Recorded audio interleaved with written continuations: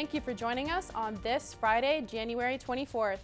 Live from the Beasley Media Complex in Boone, this is the Appalachian Weekly News. I'm Anna Muckenfuss. And I'm Katie Garceran. Students between the ages of 18 and 20 can no longer purchase tobacco products. President Donald Trump signed legislation on December 20th raising the legal age to buy tobacco to 21. The rise of vaping-related illnesses in teens in recent months set the law in motion. Nick Perillo is a sophomore physics major and a user of tobacco products. He believes that people who fall between the ages of 18 and 21 should be grandfathered into the change. Others disagree. Kim Parrish is the store manager of Mellow Vapes. She says there is no way to tell who was vaping prior to the law, so no one should be grandfathered into the change.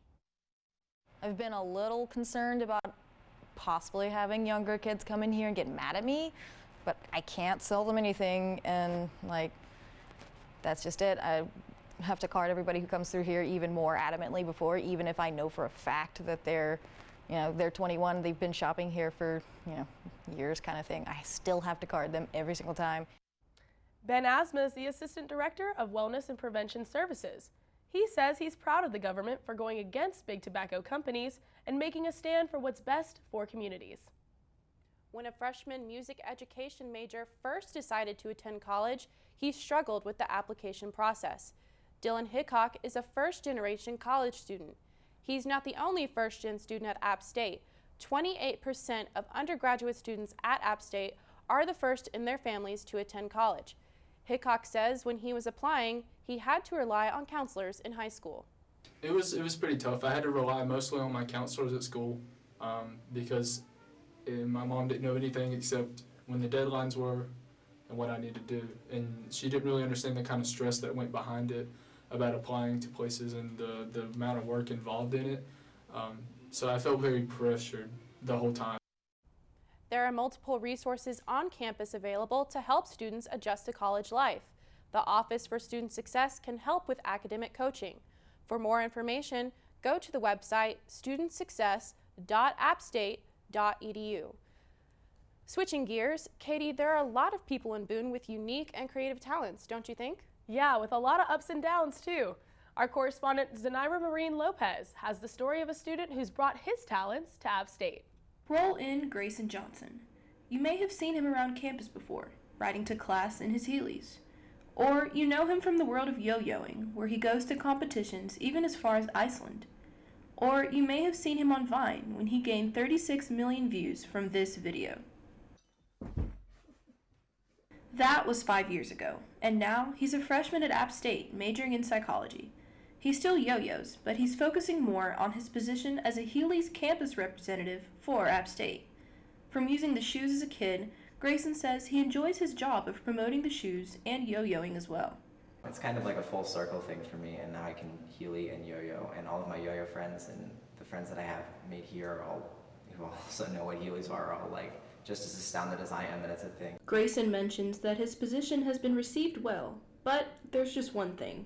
My roommate's gotten a pair of Heelys, a handful of people on my floor have gotten a pair of Heelys. It's pretty awesome. It's been received a lot better than I thought it would. However, I'm still got to get over the looks I get when I Heely past people when I go to class.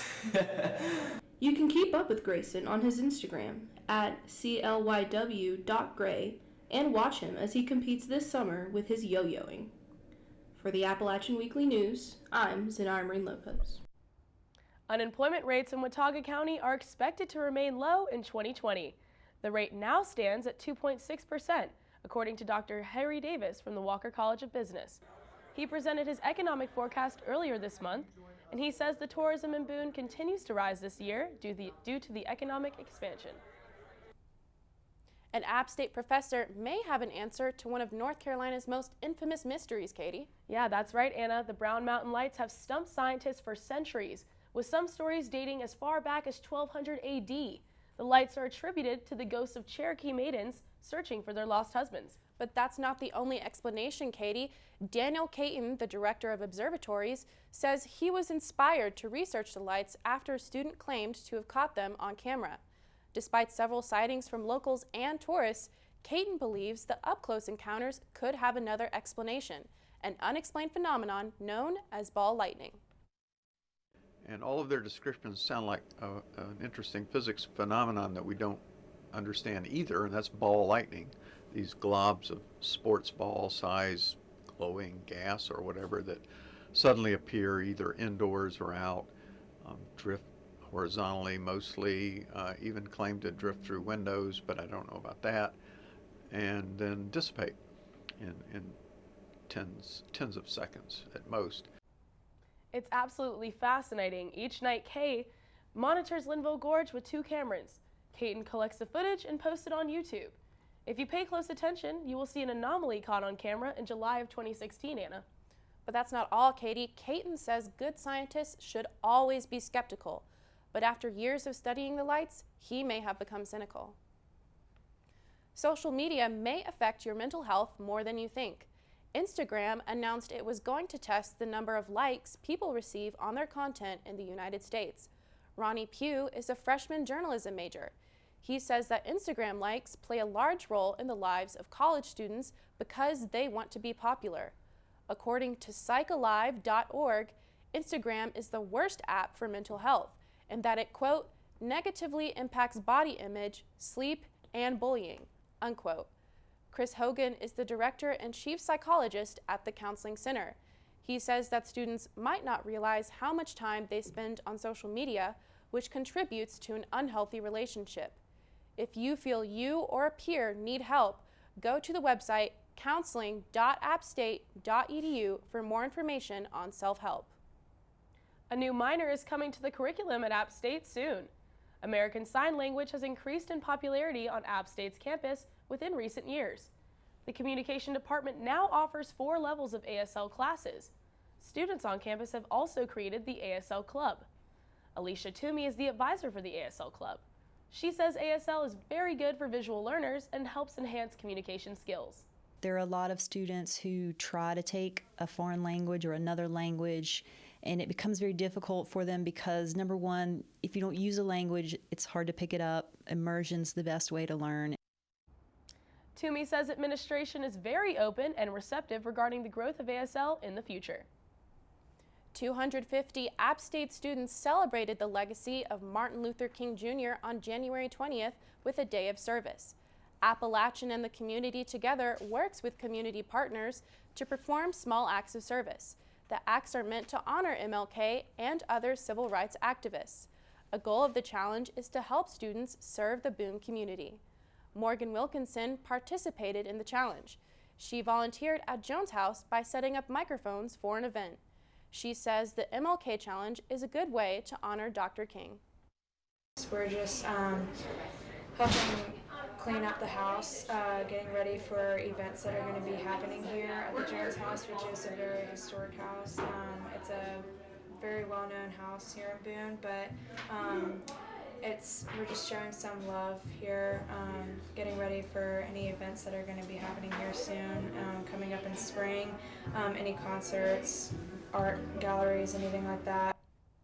The Boone and App State community are upset over some recent changes made at Chick-fil-A. The restaurant chain decided to get rid of college night after not having enough space or food to serve, Anna. But that's not the only change, Katie. Chick-fil-A also made menu changes starting January 13th.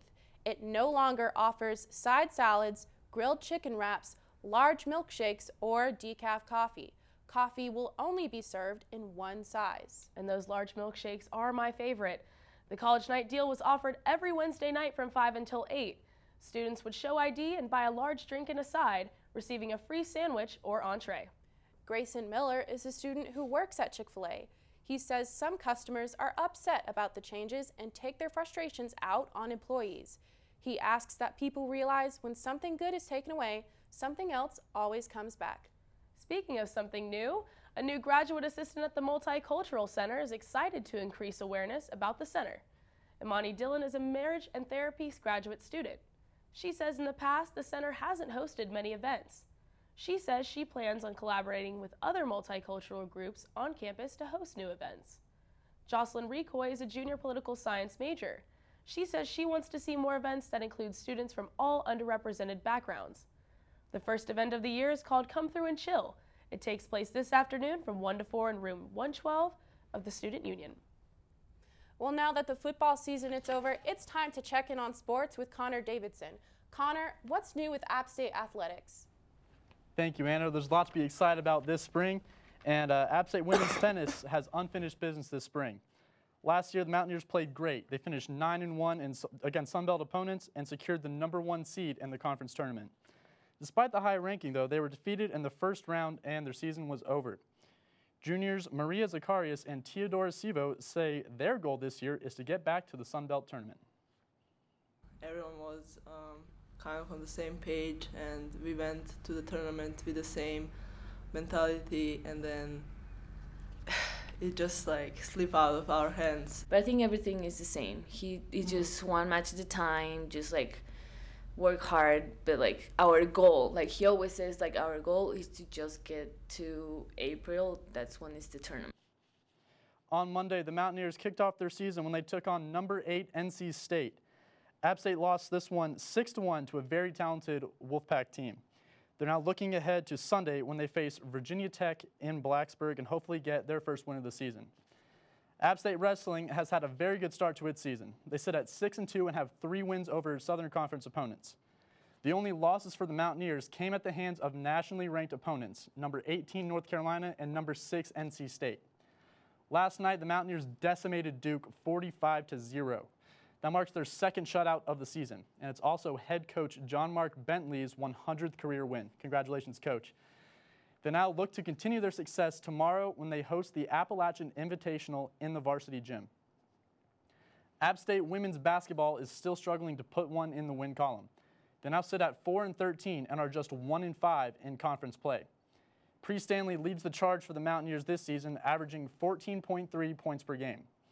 There's still plenty of time to turn the season around, and they look to start that turnaround tomorrow when they travel to Arkansas to take on Little Rock. The men's basketball team has seen a bit more success than the ladies. They sit at 10-10 overall and 4-5 in conference games. On Saturday, the Mountaineers took on Little Rock. In this game, it seemed as if there was a lid on the basket, and App State shot just 32%. The Trojans took the win 73-57. Justin Forrest led all scorers with 20 in this one, and he leads the team with 18.6 points per game. App State looks to turn it around tomorrow at Coastal Carolina. I'm Connor Davidson. That's all for sports this week. Katie and Anna, back to you guys. Hey, thank you, Connor. Hopefully the women's basketball can catch up to the men's there. And now it's time for your High Country High Note. A month into his freshman year, a student was diagnosed with leukemia. 3.5 years later, he is cancer-free. That's right, Katie, and this story is just so inspiring. Connor Coker had just turned 18 when he was diagnosed. Despite his illness, Coker remained positive. He says he kept looking towards the future. Coker spent a year undergoing chemotherapy while resting at home and sometimes going in and out of the hospital. That's right, Anna. Coker returned to App in the fall of 2017. Despite his treatments, Coker continued to do what he loved. Earlier this month, Coker rang the bell at Wake Forest Baptist Medical Center to announce he was cancer-free. It's been a long road. Cancer did not beat me. It will never beat me. And today,